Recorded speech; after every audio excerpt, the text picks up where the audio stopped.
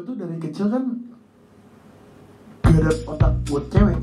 Nah, apa maksudnya gak ada otak buat cewek? Gak mikirin cewek atau gimana? Gak mikirin, Mikirnya cowok. gak ngintok. Gak maksudnya ente gak tau mana tiap malam menangis. Sabun mandinya aja tuh udah susu kambing. Ini masih lihat gue batang, Pak.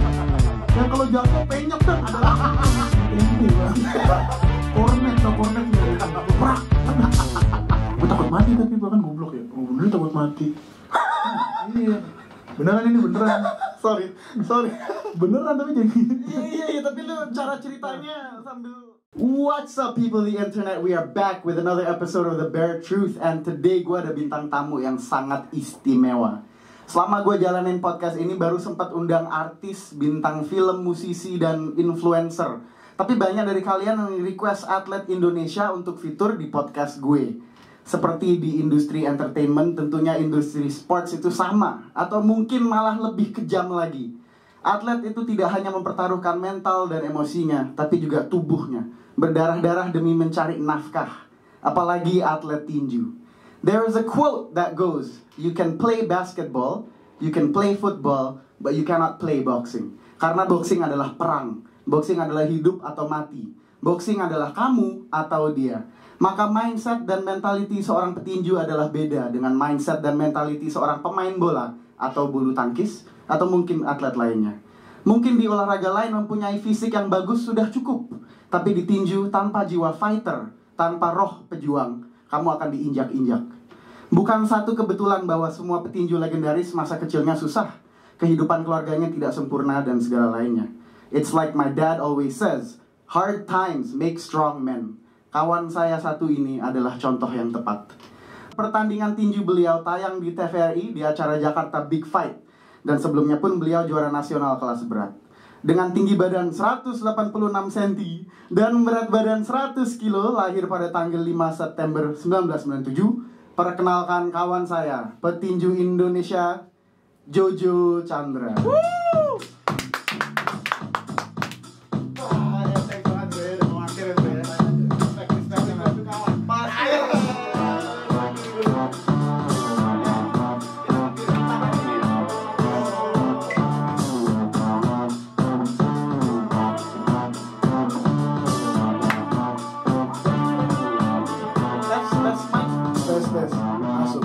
Sebelum kita lanjut, gue mau nanya dulu, petinju favorit lu siapa sih, Jod?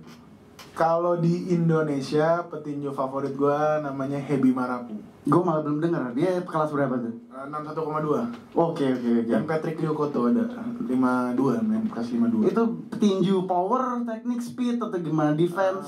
Powernya, tekniknya, dan ya, gue mengidolakan pribadinya juga sih. Nah, lu ngidolakan pribadinya Siap. juga. Ada nggak petinju satu yang misalnya lu model boxing lu seperti dia? Ada. Siapa tuh? Gue ngikutin Iya, lu ngikutin siapa? Lu ngikutin nggak? tinjunya. Aduh, namanya lupa. Rivorenko. Rivorenko itu Rivorenko. Indonesia juga? Ya, El Matador, dia bener-bener maju, fight. Enggak, pantang mundur ya? Mati kalau mati. Kalau di luar negeri, idola gue itu pasti siapa, nggak mungkin nggak tahu dia, Mike Tyson. Iya, pastilah. Left hook-nya kejam banget kan. Wah, itu ente kena meninggal. Pak. Gue kalau gue sukanya ini James Toney, tau nggak lu? James Toney, Tahu. Joe Frazier. Tahu Joe Frazier. Itu lawannya Muhammad Ali dulu Siap, itu. siap. Pas mereka sempat 3 kali kalau nggak salah ada trilogi itu. Sampai Muhammad Ali tuh yang pertama kali Cyborg tuh yang tarik tren tuh gara-gara lawan itu. Betul, persis. Setuju nggak sama stereotip petinju banyak yang masa kecilnya susah? Ya karena gue udah jadi petinju dan memang gue ngalamin seperti itu ya. Ya iya itu. Itu stereotipnya kenapa? Mungkin karena anak kecil yang tertarik bela diri, biasanya anak kecil yang masa kecilnya sering berantem atau gimana ya menurut lu ya? Kalau selama gue tahu ya, terkadang petinju-petinju itu masa kecilnya suram, susah, sampai kadang-kadang dibilang sama orang, lu mau ngapain, gak bisa apa-apa lu. Akhirnya dia mencoba membuktikan bahwa kata siapa gue bisa apa-apa, gue masih bisa berantem loh. Itu malah jadi motivasi Buat mereka. Akhirnya dari yang tadinya orang-orang susah, dia bertinju sampai akhirnya dia bisa membuktikan kepada orang, bisa ngangkat derajat keluarganya, bisa punya segalanya. Lu tipe orang kayak gitu nggak? Karena gue jujur ya, gue kalau kena komen-komen hater gitu malah kadang menciut gue. Tapi ada juga orang yang tipe kena hater malah lebih kuat gitu loh. Kalau gue sih tipenya kalau semakin diolok-olok, dipanas-panasin, gue tuh kayak ya udah bener ya.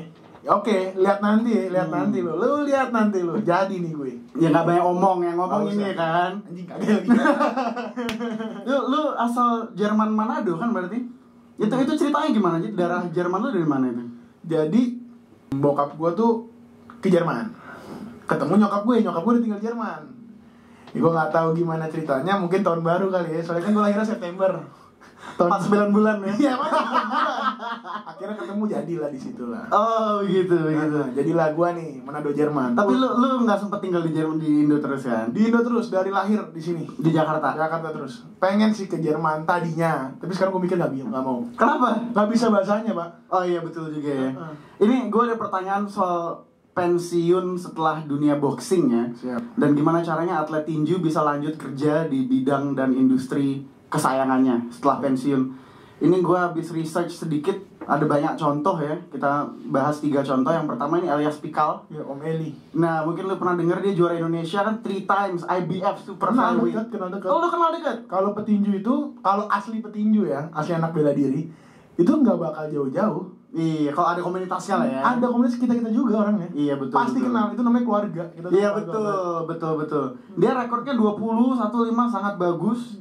Tapi dengar-dengar belakangan ini kan sempat viral juga kan setahun 2 tahun lalu dia sekarang malah jadi satpam. Sempat pernah jadi satpam kan. Satpam di mana tau nggak? Nggak tahu gue di mana. Diskotik. Oh di diskotik. Lebih tahu nggak? Lebih parahnya lagi. Apa? Jual narkoba. Iya, gue divonis kan 7 tahun kan kalau nggak salah ya. Om Eli jual inek. Aduh. Juara tinju dunia. Nah, itu makanya Di ini kita Indonesia bahas. jadi sampah, Pak. Itu kita Nggak bahas, bro. ada yang niat, gue pengen marah. Harus marah. Oke. Silakan keluarkan. Boleh, Ini boleh. Contoh kedua atlet dayung, Abdul Razak 4 gold medal SEA Games Malaysia, bro. Habis itu dia pulang ke kampungnya, hidup sebagai nelayan. Dan yang ketiga powerlifter, Danny Tios. Parah nih. 3 kali, bro, gold medal winner. Jadi tukang las besi, bro. Pertanyaan gue ya, di negara lain atlet yang berprestasi untuk negara pasti disayang dan dibantu di masa tuanya. Minimal dicarikan kerja yang masih di dalam satu bidang gitu loh. Benar. Kalau udah nggak bisa boxing secara fisik ya jadi coach, jadi pelatih, jadi komentator. Banyak yang bisa dilakukan. Menurut lo itu salahnya negara dan salahnya institusi boxing Indonesia, atau memang petinjunya yang tidak lebih ambil inisiatif setelah pensiun? Karena memang ada banyak atlet yang setelah pensiun masih kerja di dalam bidang gitu. Gimana menurut lo? Kalau menurut gue itu jujur ya, karena kan gue ini tuh hal biasa di boxing tuh udah kayak di olahraga Indonesia tuh udah kayak lu mau jadi atlet, jadi lu bakal sengsara, Pak. Kalau cuma mau jadi atlet. Kenapa? Pemerintah kita tutup mata, Pak, ini semua. Bener-bener, lo tau gak sih Om Elias Pikal itu sekarang di Kemenpora, Pak. Jadi apa tau gak tulisannya? OB, Office boy. tapi di Kemenpora dapat gaji bulanan. Iya memang, tapi masa office boy? Masa office boy itu pertanyaan itu Juara masuk dunia, dua. Pak. Kenapa nggak ngelatih atau apa kan banyak? Tambah lagi gini, di komunitas-komunitas ya, gue pengen ngomong tapi nggak tahu boleh apa nggak, tapi bodoh amat gue ngomong lah. Nanti kalau misalnya Mau marah sudah. Kalau misalnya lu nggak setuju bisa kita edit. Enggak, kalau mau marah aja. Gue Ya, siap. silakan. Yang penting gue bela atlet-atlet, bukan bela pejabat-pejabat. Betul. Barusan PBM Muay Thai Indonesia, ketuanya ketangkap korupsi, Pak. Atletnya, ketuanya ditetapkan tersangka ya korupsi ya. Atletnya pada sengsara semua. Anaknya kemarin menang PON kemarin menang emas, padahal anaknya udah kalah TKO. Udah kalah. Tetap karena bapaknya ketua dimainin. Akhirnya menang angka. Wah. Udah parah banget. Jadi memang pejabat-pejabat Indonesia ini atlet itu dijadikan alat cari duit. Iya, dan banyak nepotisme dan korupsi. Sangat banyak. Jadi kayak gue tuh pengen bilang ya sama semua nih ya, sama atlet-atlet. Kalau di luar negeri, kita mau contoh luar negeri, di luar negeri itu atlet tuh bosnya, Pak. Betul, dia yang milih agen, dia milih betul. Di Indonesia kagak. Ada namanya promotor nih, promotor mau bikin pertandingan, dia kontak matchmaker mencarikan semua nih ya. Matchmaker nelpon pelatih dulu, Pak. Pelatih tinju nelpon ke ketika bilang ke petinju mau apa enggak? Oke, mau main. Dari situ udah pemotongan banyak. Iya, betul. Jadi semua promotor tangan ngambil lah ya. dan sebenarnya matchmakernya udah dapet duit. Iya. Jadi akhirnya giliran pembayaran buat atletnya dapetnya cuma sedikit. Udah tinggal kan? sampah. Kalau di luar negeri, atlet ditelepon, bayaran segini, deal nggak? Deal. Dia kontak tuh. Manajer, lu manajer kan? Lu gimana manage gue biar gue disiapin untuk pertandingan besok? Cariin pelatih yang bagus siapa? Diganti nih, bayar nih. Berapa komisi? Kan kalau di olahraga tuh komisi ya, persenan ya. Nih bayaran gue segini, komisi lu segini buat ngelatih gue. Oke, set, baru tertata. Indonesia atletnya tuh alat cari duit. Iya, ngerti gue. Karena bos-bos di Indonesia rata-rata yang kan mau kontrak atlet kan namanya manajernya dong. Itu mau ngomong terus manajer itu di Indonesia sebenarnya nggak ada. Nah itu. Kenapa? Jadi yang harusnya ngurusin itu siapa? Pelatih itu ibaratnya bapak kita, dia ngelatih kita, dia ngontrol kita dan lain-lain. Manajer itu sebenarnya nggak ada. Manajer itu ada saat kita mau bertandingan, kita kan ngarep duit nih, bayaran tinju kan Indonesia kecil.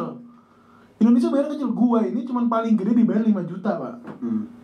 Walaupun bonusnya dari bos-bos ini dapat, udahlah, dapat lah. Kalau boleh ngomong ya Fortuner 1 lah. Anjing gak sih kalau rezeki dari Allah. Ini sekarang ini juga ya. Again gue pakai contoh sepak bola. Memang banyak bakat muda main bola di Indonesia ini, mereka kalau mau tingkat level bro harus main di luar bro. Harus main di luar karena ya lingkungannya dan kompetisinya gitu kan. Di Indonesia contohnya kayak Chris John atau emang petinju-petinju Indonesia yang udah terkenal gitu ya. Itu gimana cara ngambil next step dari ngelawan-lawan lokal sampai ngelawan masuk ke terjun ke dunia internasional boxing? Itu gimana caranya? Abang Chris ini dulunya ini dia kan dilatih sama bapaknya sendiri. Bapak nggak mungkin bohong dong, nggak mungkin bohongin anaknya. Iya. Dan nggak mungkin anaknya dipakai buat nyari duit lah. Ya kan. Terus akhirnya bapaknya juga udah bagus di tinju, udah tahu dunia tinju mana-mana. Akhirnya Bang Chris ini dapat manajemen yang pas. Dia kan jarang tapi ya. Jarang. Ya cuma dia doang. Cuma dia doang. Iya. Kalau jarang kan ada beberapa. Kalau dia doang, benar-benar dia doang. Yang kedua Daud Jordan lah. Ya kan? Nah, Bang Chris ini kan jadi juara nasional, juara dunia dan lain-lain itu bukan di Indonesia. Nah, itu di Australia. Iya. Craig pelatihnya. Makanya, dan apakah akan ada lagi nggak sih orang seperti Bang Chris yang hokinya kayak dia? Belum tentu. Iya. Itu semua karena manajernya itu bokapnya, dan tentunya bokapnya ini akan mempentingkan anaknya kan. Oke. Kalau mau bongkar lagi, Chris John itu harusnya dulu ketemu Rahman Kili-Kili. Ya kan, Rahman Kili-Kili. Kalau nggak salah ya, apa Rahman Kili-Kili apa Rahman gitu, pokoknya Rahman itu Bang Rahman ya. Tapi dia nggak mau. Karena tahu manajemen dong, kan profesional tinju. Manajemen kalau anak gua ketemu dia, kalah. Dihindarin untuk ketemu dia. Kalau nggak salah Rahman Kili kita Rahman gitu ya, kalau nggak salah. Ya itu dihindarin. Akhirnya jadi itu juara dunia. Ada lagi dulu kalau nggak salah Alvarigi dulu meninggal kan di Indosiar dulu meninggal. Sama. Harusnya dia punya jenjang karir yang bagus dengan skill dia, tapi nggak punya manajemen yang baik. Ya administrasi di dunia sports ini sama pentingnya bro, sangat penting. Iya. Kalau lu misalnya lu udah berapa 3 kali kan undefeated kan, belum kalah kan? Alhamdulillah belum. Tapi sebelumnya kan gue main amatir dulu. Iya. Amatir ada. Kalau amatir itu yang hitung poin masih pakai Edgar. Lu pernah juga tandingnya kan? Di Bulungan. Tapi kalau lawan lu ya mati gua, Ju. Ya lagian juga kalau temen ngapain berantem. Nah, ya, betul. Ngapain fight di boxing ya. Kalau pas lu profesional tuh 3 kali milih nggak lawan lu siapa, atau emang ada diundi atau gimana sih tuh biasanya? Kalau gua ngomong jujur, harus ngomong jujur, Ju. Bodo amat lah, orang mau ngejat lah.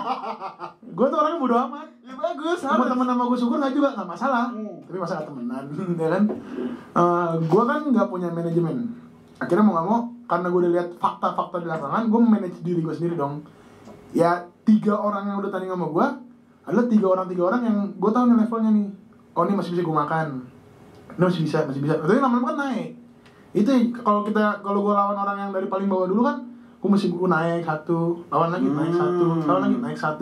Nah itu. Jadi nggak bisa langsung juga milih yang paling atas. Wah bisa, gue meninggal pak. Meninggal pak.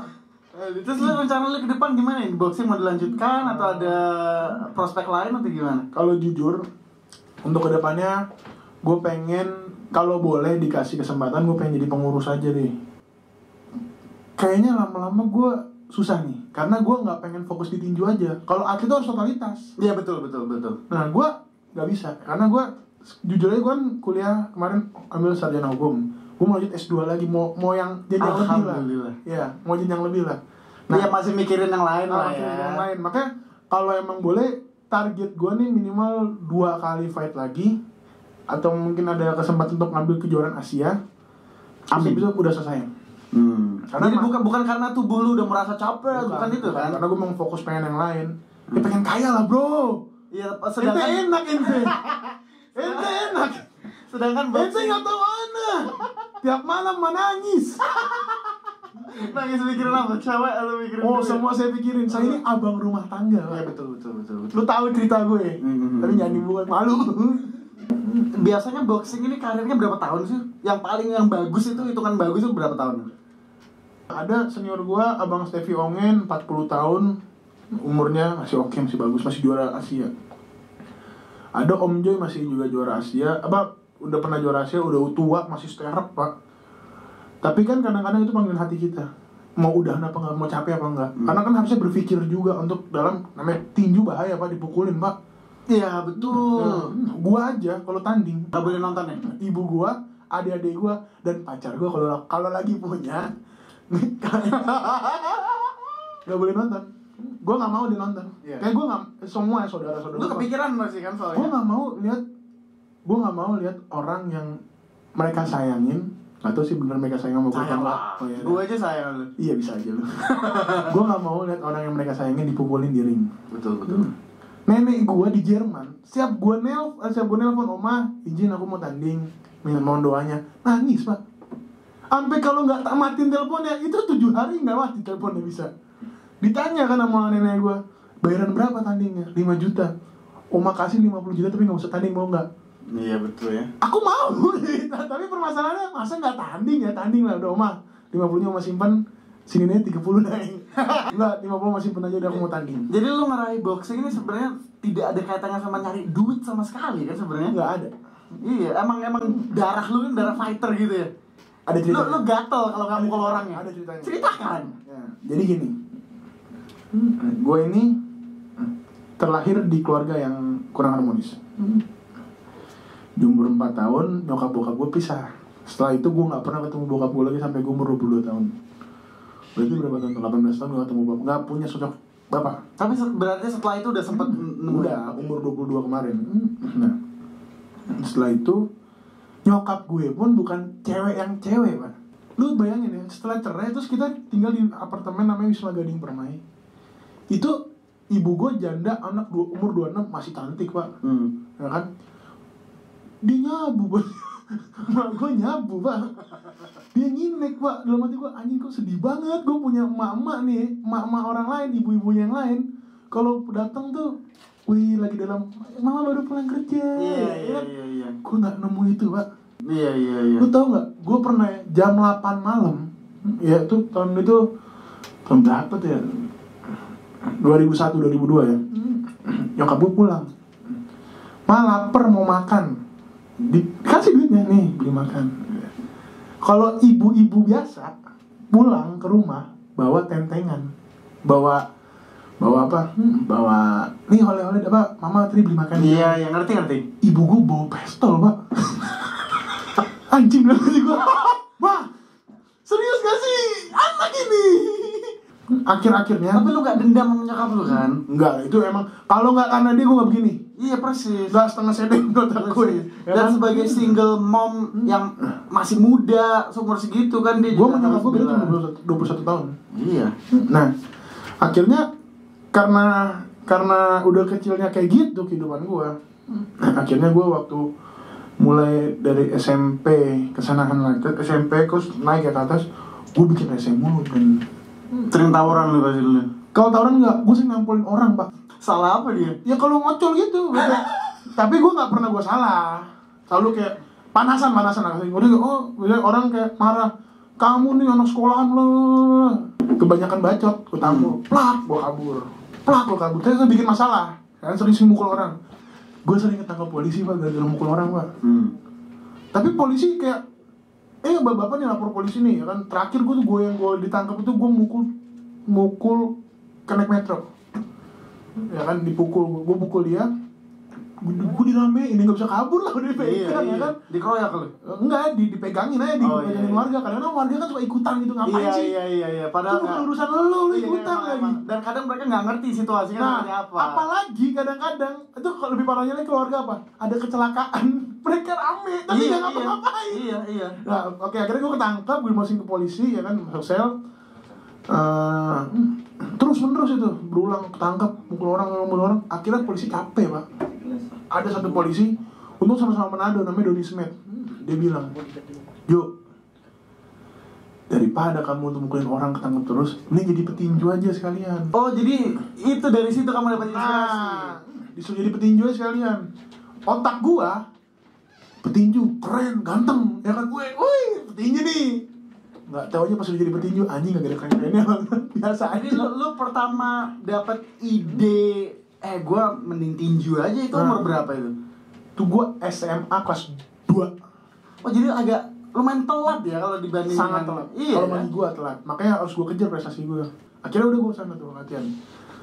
Tapi gua masih hancur. Ya masih ini swing gitu lah. Bukan masih hancur dalam teknik ya, masih hancur dalam kehidupan gua. Oh. Masih sering apa? Narkoba, masih sering obat, masih hancur. Sampai masih sering gak pulang ke rumah juga masih sering. Akhirnya dibilang sama pelatih gue panggil Papa Jack Macan. Dia bilang, Dol, kan manggil gue Dol karena otak gue udah Dol maksudnya. Dol. Serius. Lu tahu gue di luar kan?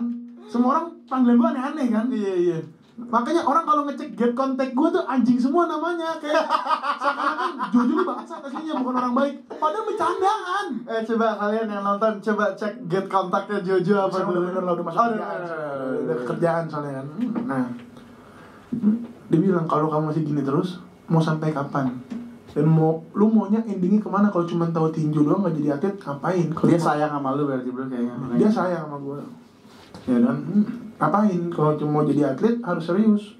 Kalau cuma mau member sekedar latihan, tapi lu harus bayar. Nah, kan gue nggak mau bayar latihan tinju. Gimana caranya biar nggak bayar? Jadi atlet. Jadi dah tuh gue atlet. Akhirnya di situ gue mulai pelan-pelan gue tanding pertama gue kalah. Di situ gue belajar. Ternyata Pak, dipukul rusuknya mau meninggal. Iya. Rasanya mau meninggal Pak. Kadang dipukul hidung, wajah masih bisa. Gue nggak apa Pak, rusuk Pak, mau meninggal Pak, rusuk. Ya Allah, langsung dia lemesnya, biji gue melepas. Di situ gue kayak langsung, ternyata begini tinju. Tapi secara keseluruhan boxing ini membantu karakter lo kan pasti. Jujur iya, gue sekarang ini sama sekali tidak pernah mukul orang di luar. Disiplin. Di luar ini. Iya. Kenapa? Gue membalikan ke diri gue juga. Gue petinju, gue tau teknik mukul, gue tau powernya semana, dan pasti kan power diri itu kenceng kan. Gue berpikir kalau gue di jalan nampol orang sembarangan. Panjang ceritanya Jo. Satu panjang, kalau panjang ya insya Allah lah masih bisa kita apalah ya kan. Kedua yang paling parah, gue berpikir kalau misalkan gue pukul dia, gue pulang oke jadi cerita. Gue bisa nampol orang ya. Tapi apakah orang yang gue tampol pulang akan dapat cerita? Iya. Dong. Siapa tahu dia cuma karena lagi emosi ketemu gua apes ya kan, pukul-pukulan keret, padahal sebenarnya dia lagi ada masalah keluarga, atau harusnya dia besoknya kerja, gara-gara gua pukul dia nggak bisa ngapa-ngapain, nggak bisa kerja, kan gua dosa banget, keluarganya kan ngarepin dia kerja. Makanya kayak kalau di luar saat ini gua nggak mau mukul orang. Tapi lu dewasa banget lah kalau pikirannya udah bisa sejauh itu. Iya. Tentunya 5-6 tahun yang lalu kalau ada orang kayak gitu mati lah. Masalahnya 5-6 tahun lalu ente tahu Anda. Ente udah kenal saya. Saya udah dicap paling rese se-Jakarta Selatan. Iya. Bahkan nggak boleh masuk klub Pak. Iya. Sedih banget di blacklist mungkin ya. Udah di blacklist Pak. Aduh sedih banget ya kalau diceritain zaman dulu. Lu berapa bersaudara sih Jo? Gua 4 bersaudara. Lu yang paling tua kan? Petua, abang rumah tangga. Nah, lu kalau saranin adik-adik lu apa sarannya buat lu? Kalau boleh ngomong buat adik-adik gue semua, pertama, nih gue soalnya gue gengsi Pak. Gue orang gengsian, lu tau gue. Sama kan. Oh, gue tuh biar kata duit cuma 3.000, tapi orang mau ngasih duit, ada duit tenang aja mau ngasih gue lagi lu ya kan. Bro, Manado tuh gengsi tinggi bro. Pasti. Biar kalah nasi, marjangan kalah aksi, ya kan. Gue pengen semua JJ Takbir Monang pengennya kayak abang ini kan udah pernah ngelakuin hal yang salah, jangan kalian tiru kesalahan abang masa lalu. Tapi kalau boleh untuk kedepannya, belajarlah yang bagus, yang pintar. Ambil positif dari gue, yang negatif dari gue ya buang lah. Betul. Dan gue cuma berurusan sama mereka, jujur, jangan pernah bohongin orang. Mukulin orang udah hal biasa, udah boleh pukulin aja dah. Tapi ada satu lagi ya, harus bangun koneksi dan harus networking lah ya. Koneksi dan harus menyetarakan semua orang. Lo nggak boleh hormat sama orang karena berdasarkan jabatannya atau berdasarkan apanya. Pokoknya semua sama. Lo salim sama pejabat, lo juga harus salim sama orang yang gitu, walaupun dia gembel katanya gitu, atau walaupun dia tukang apalah, harus salim, harus rata. Nggak boleh beda-bedain orang. Itulah bro. Bagus bro. Adil lu fighter juga. Tadi sebelum kita on cam kan sempet ngobrol kan. Iya. Gue lihat story lu, Adil lu ada yang apa di keroyok atau gimana ceritanya? Ini emang anjing ya. Kadang-kadang orang Indonesia ini cuman karena gara pengen viewers banyak, rating bagus, dia bikin aneh-aneh Pak. Yunus Katak Bizer. Saya nggak kenal mereka Pak. Ya kan? Tapi itu saat ini, tadinya tawuran udah down nih, udah kayak udahlah ngapain tawuran, ada covid nih, ngurusin covid aja lu. Banyak problem lain lah ya. Nah, gara-gara manusia yang pengen viral, bukan si Yunus sama si Kataknya, youtuber asuknya itu ya kan ya, naik lagi dong tawuran sekarang Pak. Bahkan lebih parahnya lagi Pak, sekolah udah mulai offline. Oh udah pada masuk sekolah ya. Mulai parah Pak. Kalau zaman gue dulu tawuran tuh janjian dulu. Bro, gue ini ya duel lah intinya kan. Janjian. Iya. Gimana jalur mana ya, oke kan. Sekarang karena saking pengen banget terkenalnya, adik gue lagi jalan Pak, dipukul, diajakin ribut, ayo sini. Loh, salah apa? Padahal adik gue SMP yang mukul SMA. Cuman pengen ribut aja, cari nama, mau sosok jadi Katak apa Yunus ke depan lah. Yunus sama Katak aja pengen tobat, ente pengen jadi bangsat. Adik gue dipukul, orangnya kabur, adik gue ngasih cerita nggak bisa ngapalin siapa orangnya, pulanglah ke rumah. Kita 4 laki-laki Pak, nggak mungkin diem aja. Ya nggak mungkin loh. Lu berharap Jojo diem duduk manis sih kagak mungkin lah. Dan tahu nggak bodohnya tuh orang yang mukul apa? Dia nggak tahu ini pukul adiknya siapa Pak. Itu bodohnya tuh orang Pak. Terus gimana ceritanya? Cari sebentar loh. Harus dapat. Iya. Menurut lu kenapa sih selain cari bikin konten dan nyari viewers, kenapa sih Indonesia yang terkenal banget buat tawuran di SMA-nya? Pada pengen orang jadi jagoan. Orang tuh pada pengen jadi jagoan. Pada pengen jadi jagoan. Sosok jagoan, kan? Woi jagoan nih. Padahal sebenarnya jagoannya diem aja. Iya. Gak sosok serem, enggak. Mereka pada pengen serem, pada pengen dihormatin, gila hormat, pengen dibilang bang. Iya, betul. Padahal jagoan sebenarnya tuh nggak kayak gitu. Iya. Jagoan sebenarnya tuh duduk di balik rumah pakai dasi perintah Pak.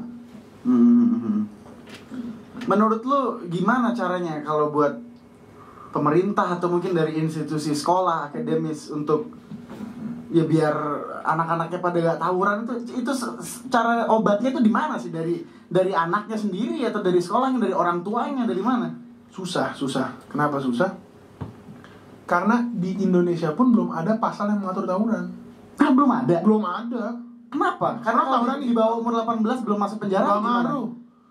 Orang tawuran nih, nggak ada pasalnya, nggak bisa ditangkap terus diaman, nggak bisa. Kecuali dia udah matiin orang, nah baru tuh masuk pasalnya 340. Masa harus sampai mati Jo? Makanya kan gue nanya siapa dong? Itu kenapa? Kayak kan kamu sarjana hukum Jo. Iya, belum ada pasalnya. Misalkan kayak tawuran nih, anak orang mati, masuk tuh 340 pembunuhan berencana, terus dikeroyokin, masuk 170. Kalau harus ada korban dulu, kalau cuman kayak tawuran, ya udah. Tawuran kan gitu doang, maju mundur, bacok satu, bapak gitu doang kan tawuran. Iya. Ya kan? Belum ada tuh pasal mengatur tawuran tindak pidana, belum ada. Harus ada korbannya dulu, baru dianalisa bagaimana ceritanya, baru bisa diambil gimana kesimpulan untuk pasal yang dikaitkan ke kejadian itu. Tawuran tuh nggak ada. Paling kalaupun bawa senjata tajam, ada undang-undang darurat. Tapi bukan feeling sih, selama ini undang-undang darurat mengatur senjata tajam tuh nothing lah. Nggak pernah ada kasus yang orang bawa bawa celurit nih udah tangkep terus masukin sel sampai berapa. Seingat gua, setahu gua, kalau gua nggak tahu sorry ya, kayaknya jarang, bukan berarti nggak ada, jarang ada. Tapi menurut lu anak-anak yang tawuran ini harus harus dihukum secara gimana? Karena di satu sisi namanya anak kecil, kita semua pernah salah ya Jo ya. benar. Tapi jadi gimana? Pasti ada solusinya. Di satu ekstrim kalau masih anak kecil masa dipenjarain, tapi di satu ekstrim lagi kalau dibiarin kan pasti Sanksi sosial. ya gitu ya. Orang tuh lu lebih malu mana sih, lu digambaran atau dibuat malu? Pasti dibuat malu dong. Anak-anak kayak gitu dibuat malu aja sekalian. Ini Yunus itu yang Yunus lagi naik namanya, main tinju kemarin Pak, lawan teman saya Reza bukan petinju, KO ya. KO. Siapa sih Yunus? KO lagi. Anak-anak Ada fotonya nggak, ada videonya? boleh cek Nanti di gua TikTok masukin. di mana? Cek. Yunus itu lagi naik, tahu Yunus kan? Tahu Yunus kan? Kata Bizel tuh, Yunus itu naik ring, main tinju. Apa itu boxing selebriti kayak Jack Paul atau gimana itu kok bisa? Ya enggak, ya sosok mau jadi Jack Paul mungkin ya, kayak orang-orang mengidolakan dia Pak. Ternyata main tinju keok Pak.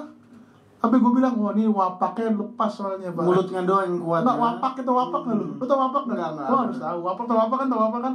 Wapak tuh pegangan yang ada di dompet. Orang kalau tawuran tuh pakai wapak kadang-kadang.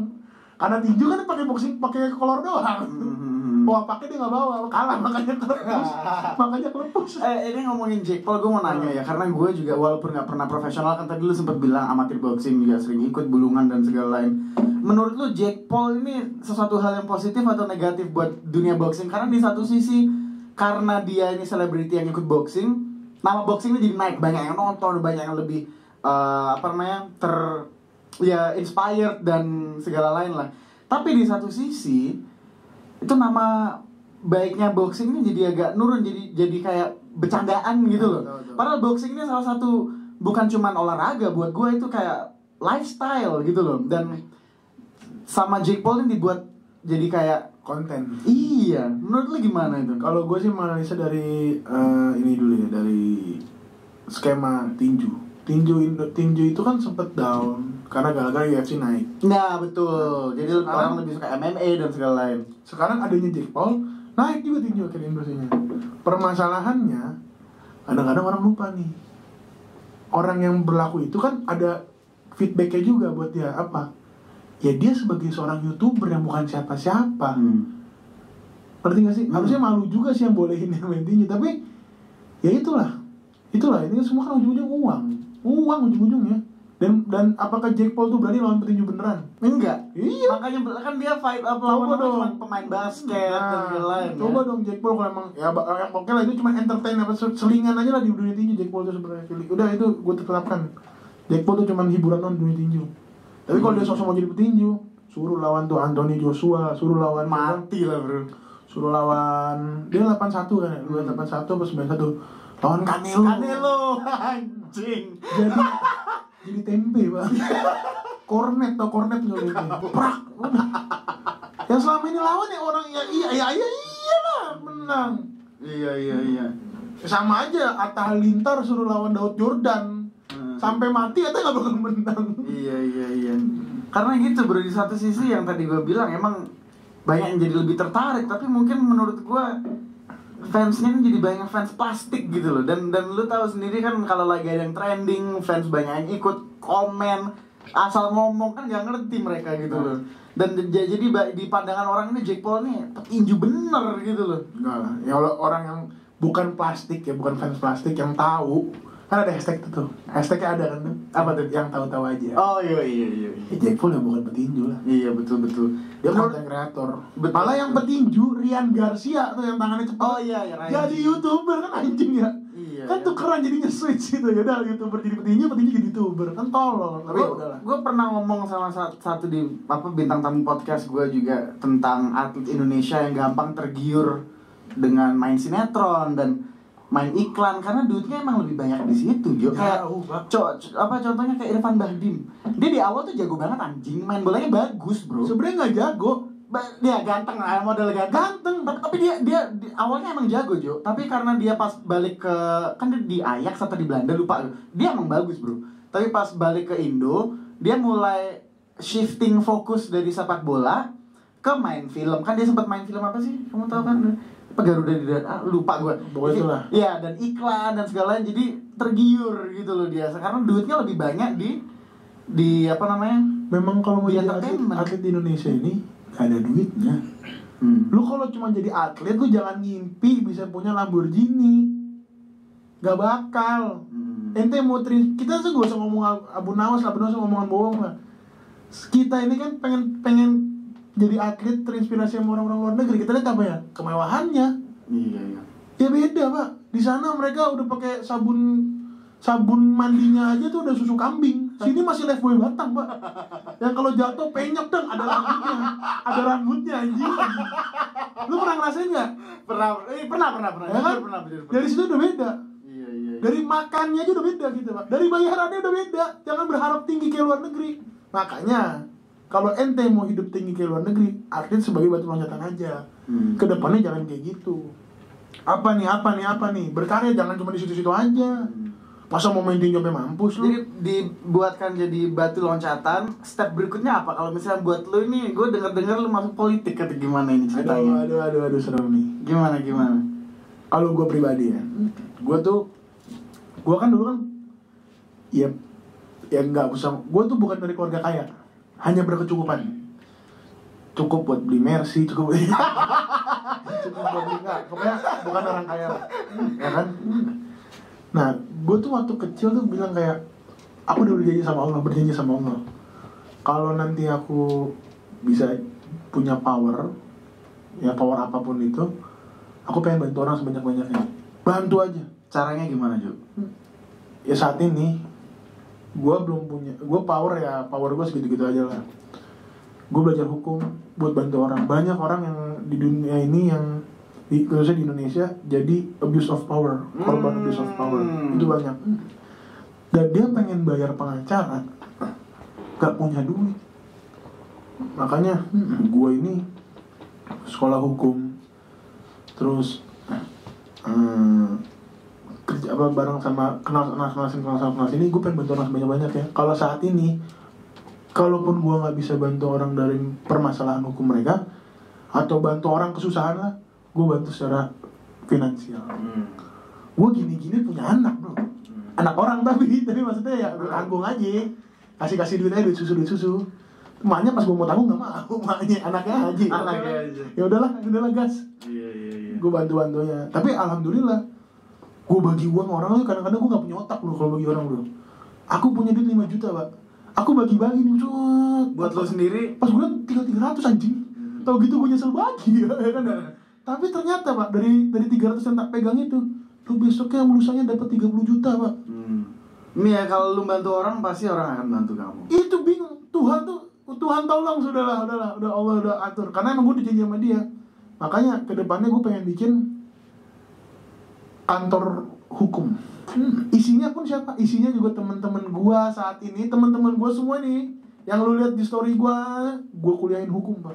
Bagus. Biar apa? Suatu saat nanti gue punya kantor hukum, isinya orang-orang terpercaya juga kan? Terpercaya yang gue bantu juga, dan dia bisa bantu orang juga. Itu baru rencana gue ke depan. Tapi ya insya Allah lah. Jadi lu mau boxing 2 kali lagi kan? Lu sekarang umur berapa Jo? 24. Jadi umur berapa? Jangan nanya nikah kapan nih? Enggak, belum. Terus. Jadi rencana lu kayak benar-benar pensiun dari boxing ini 1-2 tahun ke depan atau gimana? Pokoknya kalau boleh sampai Asia dulu, megang belt Asia, gua sampai Asia selesai udah.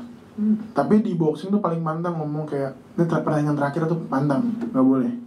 Karena takutnya bener-bener pertandingan terakhir, mampus. Makanya gue kalau bisa Asia aja. Kenapa lu tadi bilang jangan nanya nikah dulu? Emang lu sekarang single atau gimana ceritanya? Lagi mencari mangsa atau gimana? Gue nggak tahu sih. Kok bisa nggak tahu? Lu tergiur nggak? Karena gue lihat komen follower IG udah hampir 10.000, TikTok banyak kan? Banyak cewek yang komen. Jujur. Gue tuh dari kecil kan gak ada otak buat cewek. Nah, apa maksudnya gak ada otak buat cewek? Gak mikirin cewek atau gimana? Gak mikirin. Mikirnya cowok? Enggak ngentot. Enggak, maksudnya gue gak berpikir untuk kayak mau pacar enggak. Jadi gue gak punya otak pacaran dan lain-lain, gak punya. Masih Di balik lu lihat gue nih, gue petinju, terus gue sarjana hukum, lu tau lah gue ahli senjata, lu tau lah gue saat ini lagi bergabung di politik juga. Oke lah, orang kalau lihat gue dari IG, gue keren pak. Tapi aslinya gue tuh anak kecil. Gue cuma main, iseng, udah gitu doang. Dan gue cuma pengen ngebahagiain orang-orang sekitar gue, bikin orang ketawa gitu, biar sejenak dia ngelupain masalahnya. Gue saat ini belum punya pacar pak. Ada sih kemarin deketin gue, dia nge-DM gue, ya kan? Dia lulusan, ya pokoknya dia Taruni lah, lulusan Taruni, baru lulus kemarin. Udah ketahuan nih kayaknya. Udah diem. Terus gue liat, ini baik juga nih orang, ya kan? Oke. Terus dia ngajak gue ke acara makrabnya Taruna-Taruni itu kan udah lulus nih kan, tingkat 4 akhir udah lulus. Nah terus gue datang ke sana nih, ternyata gue salaman geter pak. Gue belum pernah yang kayak ketemu cewek terus cecetan, ya, terus ketemu, terus akhirnya oh ini orangnya. Geter tangan gue anjing. Lebih baik suruh tinju pak dibanding disuruh ketemu cewek. Gue gak mau. Gue tuh di jalan, pokoknya Tarun itu tempat acara itu di ini Jagakarsa Gandul situ kan. Gue udah bilang sama yang nganterin gue, kita putar balik aja yuk. Gak mau. gugup begitu. Gugup banget pak. Ya segitu gobloknya sama cewek gue. Kenapa itu? Karena memang masa kecil lu kayak emang udah harus cepat dewasa, makanya sekarang giliran dewasa lu masih mau main-main atau gimana? Gue pernah ke psikiater. Pernah, orang gue pernah mau bunuh diri 2 kali gue. Terus Ya kan? Gue pernah ke psikiater. Anjing mahal ngentot. Cuma ngobrol doang. Mahal anjing. Beneran gue bilang ngobrol doang. Jadi gue suruh cerita dari awal sampai akhir. Udah gue ceritain, gue katanya nangis aja. Gue orangnya ketawa mulu ya. Gue orang kok apaan sih? Anjing banget nih orang, gue suruh nangis depan dia. Kenapa kagak lu? Terus habis itu dia bilang, jadi gini mas. Cowok apa cewek? Cewek. Untung gak kayak blazer tuh. Berdua doang. Jadi astagfirullahaladzim. Ya udah. Di situ gue tuh dibilang, jadi gini, kalau aku sering ketemu, dia menganalisa bahwa karena gue tadi lu bilang kecilnya itu gue terlalu dapat hal-hal yang belum harusnya gue dapetin di masa kecil. Yang harusnya belum lu pikirin. Pas udah gede, akhirnya gue pengen kecil lagi. Ternyata gede itu nggak enak pak. Iya emang. Gede itu bayar listrik pak, bayar wifi pak, makan KFC tak lihat harganya pak. Waktu kecil aku pengennya yang ada mainan, pesen. Cuman apa itu doang. Iya. Ternyata enakan kecil lagi pak. Iya betul. Makanya aku yakin nih, kalau aku berubah ke depannya nih, pertama gue pengen berubah sikap kedewasaan gue dulu. Pernah tuh gue mau berubah, ternyata nggak enak anjing jadi munafik. Gak enak gue tuh sosok kayak hey dewasa tuh nggak bisa. Pengen lepas aja gue. Ya lu orang yang bukan fake soalnya. Nah iya, gue pengen lepas aja. Orang yang bisa kalau misalnya udah mau ketemu orang baru atau mau on cam, mereka pakai topeng, jadi orang yang berbeda. Makanya kalau ada cewek yang mau sama gue dengan kondisi gue seperti ini, alhamdulillah. Udah bukan alhamdulillah lagi pak. Untuk selingkuh pun gak kepikiran pak. Iya betul. Karena gue tuh emang bener-bener kayak kalau punya pacar, gue tuh demennya disayang-sayang, dipeluk-peluk. Gak demen yang kesana-sana, jurusnya ngerti gak lu? Gue tuh disayang, dipeluk, dicium, seneng. Oke, jadi wanita idaman lu ini seperti apa? Jodoh kan di tangan Allah ya. Ya nggak apa-apa. Pokoknya tapi kalau kan milih-milih juga bisa juga. Iya, tapi kalau boleh yang dia ngerti gue dari A sampai Z. Jadi kalau misalkan gue berlaku apa, dia tahu alasannya kenapa. Dia harus bisa ngertiin gue seperti apa. Dan kalau boleh yang gitu. Iya. Kalau boleh yang kemarin itu. Sampai gue bikin kata-kata loh. Gue tuh orang kadang-kadang gue tau kalau pagi gue kan. Kalau pagi itu abis IG lu captionnya bagus semua. Itu gue kalau pagi pak, abis sholat subuh tuh, gue tuh merenung. Lu sholat subuh tiap hari? Insyaallah. Alhamdulillah. Gue jujur aja, gue lu tau gue bangsat, gue beneran gue mabuk gue mabuk demen gue. Tapi gue insyaallah jaga dulu sholat gue. Gak boleh gue lupa sama Tuhan gue. Jadi kayak apapun yang terjadi jangan lupain Allah, udah gitu aja. Nah gue kalau siap sholat subuh gue merenung tuh kadang-kadang tuh sembari nunggu tidur lagi kan, keluar tuh kata-kata bagus-bagus nih set. Apa gue bikin kata-kata buat dia, buat yang itu, yang mantan Taruni. Jikalau suatu saat nanti takdir tidak menentukan kita untuk bersama, ketahuilah bahwa satu-satunya alasan mengapa aku mencoba menjadi pribadi yang lebih baik lagi itu adalah karena kamu. Keren Dia banget. cek langsung. Ya serius, tapi serius dalam hati gue bener kayak hati gue keluarin aja. Banyak orang yang petinju atau apapun ini mereka harus kayak setiap saat ini tough atau keras, ya kan? Tapi kalau lu nggak takut nunjukin sensitif, bagian sensitif lu ya, karena semua manusia ya seperti Bukan itu. klitoris gue, ini bukan klitoris gue. Klitoris. Kan sensitif. Hah? Lagi gue juga gak punya klitoris maksud. Ya gue itu, gue nggak pengen orang tuh kayak lebay sama gue. Iya. Gue santai aja, orang sama-sama orang juga. Makanya kadang-kadang gue kalau lagi ke Kemhan apa kemana gitu, walaupun gue habis ketemu para bos-bos, para jenderal-jenderal, kadang-kadang gue ketemu menteri juga, besok gue nongkrong lagi sama yang jaga-jaga depan tuh, Pratu, ya kan, yang serda-serdu, nongkrong sama aja. Kenapa? Karena kita semua sama. Emang yang bintang 4 itu kalau mati bintangnya di bawah. Emang kalau mati itu kafannya loreng kan kagak. Iya. Ya kan? Emang ada tulisan bintang 2. Gak ada, Pak. Semua sama, udah sama aja, santai aja. Walaupun memang kalau lagi dalam kerja pasti harus ada dong klek pos-posnya. Harus ada tingkatannya, hierarkinya harus ada. Tapi kalau gue secara pribadi, gue pengen semua sama aja. Semua. Walaupun gue ibaratnya di atas sering kita pukul-pukulan, di bawah gue bercanda lagi. Lu tau bercanda gue parah kan? Parah. Bercanda gue parah. Baru cerita lu nyunatin orang umur 20 tahun. Itu parah sih, bro. Gue umur 7 disunat aja sampai sekarang masih trauma kontol. Dia 20 tahun, Pak, disunat di Polres Metro Jakarta Selatan, sunatan massal. Itu udah dewasa, hitungannya udah bisa dipakai itu barang. Udah dipakai mungkin. Gue boleh nanya nggak? Karena lu orangnya jujur banget. Tapi kalau nggak mau dijawab juga nggak apa-apa 100%. Tadi kan lu sempet ngomongin momen kehidupan lu di mana saat sempet gelap sekali kan? Gelap. Itu masalahnya apa dan yang menyelamatkan kamu itu apa? Jadi gini. Dulu itu karena gue bukan mau jelekin ibu gue, tapi kalau sedikit cerita karena suruh jujur kan. Jadi nyokap gue tuh sering mukulin gue. Ya udah. Kurang dapat kasih sayang lah. Akhirnya gue nyari gimana caranya nih biar kita jadi orang keren ya kan. Iya lo anjing banget nih gue salah nonton, Pak. Nonton apa lu? Nontonnya Pablo Escobar, kan tolol. Kan tolol ya. Mak gue tuh selalu marah gitu ya. Lu nih, marah mulu. Sampai akhirnya gue bilang, Mak awas Mak, gue bakal jadi Mak, tenang aja Mak. Alhamdulillah sekarang sih udah jadi gue. Walaupun emang belum keren-keren banget. Masih ada tapi? Masih di rumah gue deh.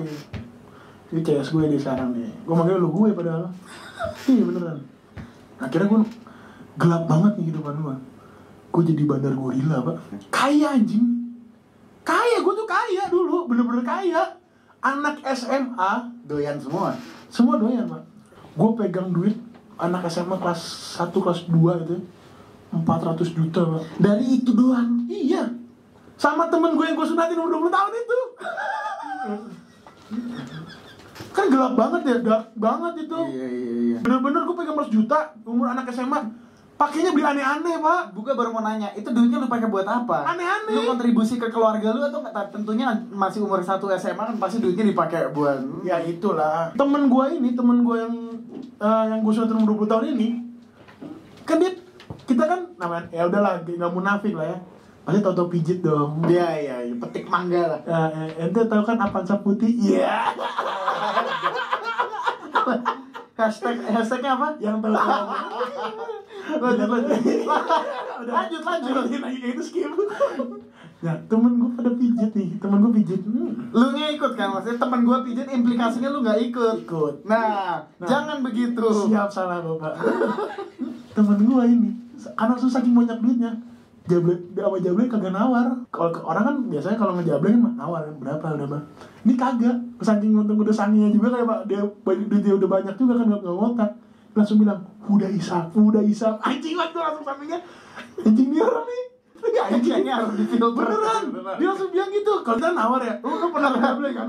Jablay kan? Difilter. Jablay nawar, Pak. Jablay tuh bisnis. Gua nggak tahu. Gue nggak tahu. Gue nggak tahu, serius. Terus.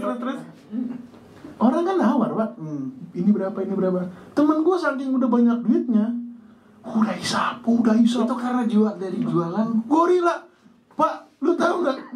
Temen gue nih, kita satu geng nih, satu kelompok mafioso gak jelas bangsat anak SMA itu pak. Temen gue mau beli mobil, duitnya ada, Cash. Parkirannya nggak ada pak. Masa ada orang beli mobil nggak punya parkiran? Goblok. Iya. Itulah di situ kelam-kelamnya gue. Terus akhirnya masih sering mukul orang segala macem.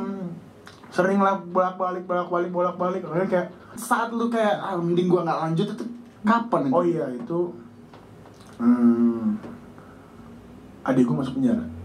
JJ mukulin orang. Nggak taunya dia mukulin orang bukan karena kasih efek jerah, sekalian dia anterin ke akhirat. Di situ keluarga gue down, ya kan? Keluarga gue bener-bener down, ya kan? By the way ini kalau nggak mau diupload juga nggak apa-apa. Gue cuma gue pengen cerita aja, ya kan? Keluarga gue down saat itu karena JJ kan masuk sel, orang itu juga ya parah lah, kita harus kita ganti kan. Ya udah, di situ gue langsung kayak anjing dihadapkan sama kenyataan. Gue anak pertama saat itu gue kuliah. Dan bokap juga udah cabut kan. Iya cabut. Wah situ gue kayak ini parah banget ya. Biasa gue naik Fortuner, gue naik angkot pak. Biasa duit gue 14 juta, nih 14.000 rupiah pak. Itu lu jual semua untuk bantuin kasus ini atau gimana ya? Rumah hampir kejual.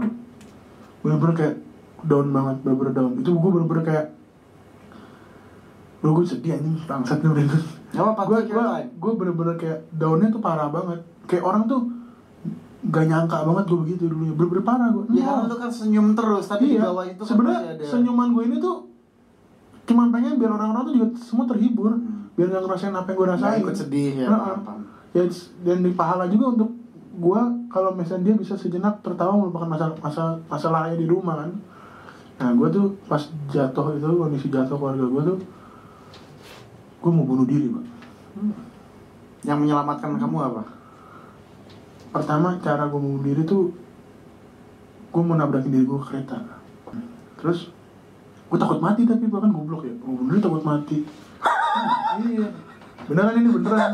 sorry Beneran tapi jadi iya tapi lu cara ceritanya sambil akhirnya gue ngapain? Gue punya inisiatif mabok lagi. Mabok anggur merah sebotol gue beli sendiri anjing. Yang udah mabok udah goyang, cubit anjing masih berasa. Beli lagi sebotol lagi.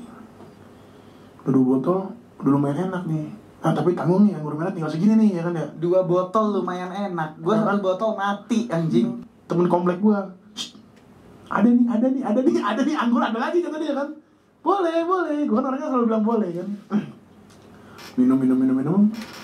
Tadinya gue jalan mau ke kereta bunuh diri, aku di rumah dia blackout pak bangsat. Dia secara tidak langsung menyelamatkan kamu Dia langsung kayak gue ketiduran gitu kan. Terus bangun akhirnya udah di akhirat pak. Karena kan niat gue kan pengennya bunuh diri di kereta.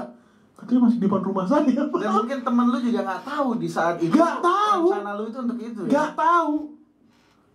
Terus kedua, gue mau bunuh diri nembakin pala gue pak. Udah ini saking gak kuat banget setelah kejadian anggur merah nih. Terus gue kan sempat tinggal sendiri pak di rumah. Tapi gue tidur di rumah, tapi gue tinggal sendiri selama 3 tahun. Ya kan bareng adik-adik gue doang. Terus gue mau bunuh diri pak, nembakin pistol. Kakek gue nih kan pejabat lah ya. Kakek gue itulah ya kan. Kakek gue pokoknya punya pistol ya kan. Gue punya otak nih mau bunuh diri pakai pistol dia ya kan. Setelah itu gue baru udah ketemu orang-orang yang akhirnya bisa bikin gue gak sedih. Gue tuh bersyukur banget, alhamdulillah banget, gue dikelilingin sama orang-orang yang memang menerima gue apa adanya dan memang dia itu selalu support gue dalam banyak hal. Untuk penutupan gue mau nanya lah ya,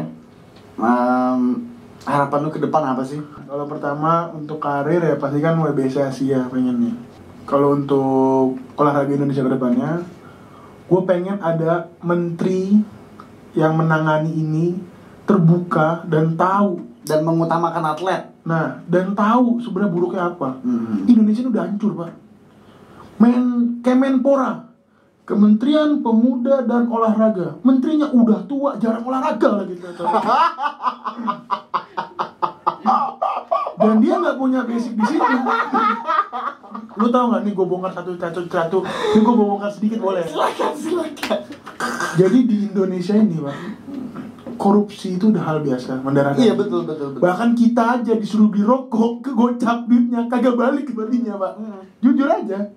Nah, di Kemenpora ini, atau pokoknya aliran dana dari buat atlet lah, kasarnya ya, bukan di Kemenpora, pokoknya dana buat atlet.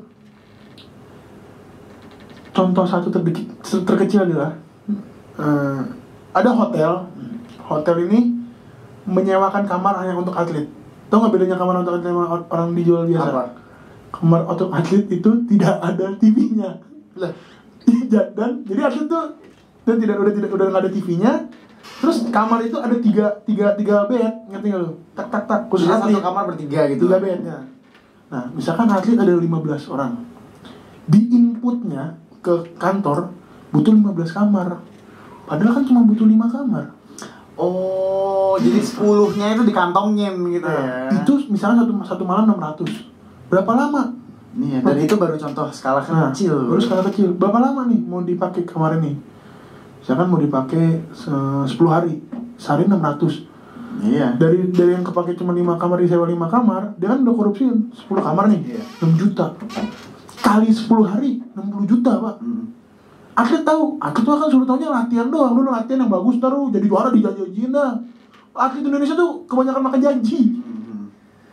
Sampai gue tuh marah. Dan saat gue marah kemarin, bahkan senior gue yang lebih senior gak support dong. Support sih ada beberapa yang support, tapi ada juga yang gak support yang kayak, lu tuh anak kemarin, tau apa sih lu? Padahal apa yang gue ngomongin aspirasi dari mereka, kan gue gak tahu kalau gak dari mereka omongannya. Ya ternyata mereka gak berani untuk Ya, untuk speak up gitu kan. Jadi kayak kemarin nih di Kebumen. Masa atlet udah tanding gak dibayar, Kak? Sampai sekarang juga. Sampai sekarang semua ribut. Itu nggak bisa nuntut atau gimana itu, bro? Promotornya bilang belum terima duit dari sponsor. Lah, terus gimana? Kan harusnya kan promotor pegang duit kasih ke matchmaker bayar badan ya kan? Bahkan badan tinjunya aja tuh diutangi.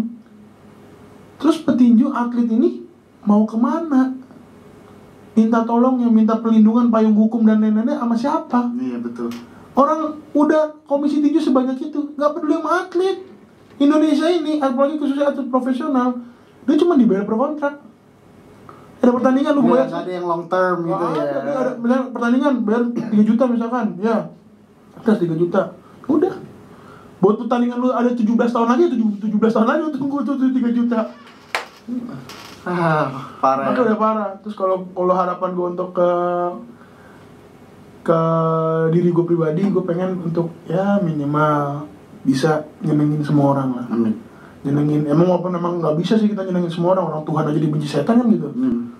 Ya minimal gue bisa nyenengin keluarga gue terdekat. Amin. Karena walaupun gue gagal jadi anak yang baik, gue akan selalu berusaha agar menjadi abang yang baik untuk adik gue, dan gue akan selalu berusaha untuk menjadi suami yang baik untuk istri gue dan papa yang baik untuk anak-anak gue. Gagal itu bagian dari perjalanan, Jo. Iya, semua orang punya masa lalu yang kelam. Tapi orang yang punya masa lalu kelam itu, dia juga punya masa depan yang cerah. Betul.